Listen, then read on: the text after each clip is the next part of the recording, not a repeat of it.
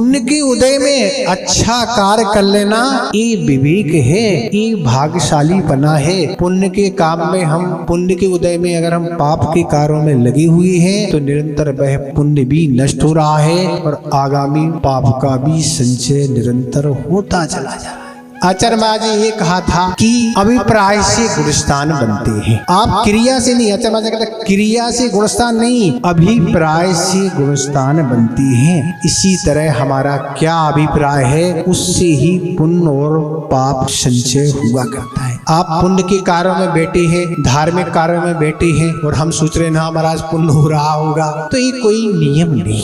हमारा अभिप्राय क्या है, हम क्या सोच रहे हैं, क्या हमारा उद्देश्य है, किस तरह के हमारे भाव हैं, इस तरह से ही पुण्य और पाप का संचय हुआ करता है। इसलिए कहने का अर्थ ही है ऐसे साधनों से बचना होगा। आज तो बचना बहुत आवश्यक ही है, तब आप आगामी जीवन को अच्छा बना पाएंगे। अन्यथा दुर्गति के अलावा कुछ होने के लिए कोई गुंजाइश नहीं। बड़े बड़े साधक भी क्या हो गए, दुर्गति के पाक बन गए। मुनि महाराज बनने के बाद भी क्या महाराज हमारी क्या यात्रा अच्छी होगी, तो मुनि महाराज भी जो उपशम श्रेणी चलने वाले हैं वह भी निरोग और नरक चले जाते हैं। छायक संवेदनशील नहीं होने के कारण ये सारी स्थितियां बन जाती है। इसलिए अपने को बहुत संभल के रहने की आवश्यकता है। जिन साधनों में हम रात दिन 24 घंटे अपने को मन को दिए हुए हैं, जुड़े हुए हैं और हम सोच रहे हैं हमारा बहुत अच्छा हो गया। गुरुदेव के समक्ष किसी ने यही बात रखी थी कि आचार्य महाराज आज तो प्रगति का युग है, आज तो महाराज प्रगति हो रही है। आचार्य महाराज कितनी प्रगति आज दुनिया की हो रही है, नए नए साधन हमारे पास सारे उपलब्ध होते जा रहे हैं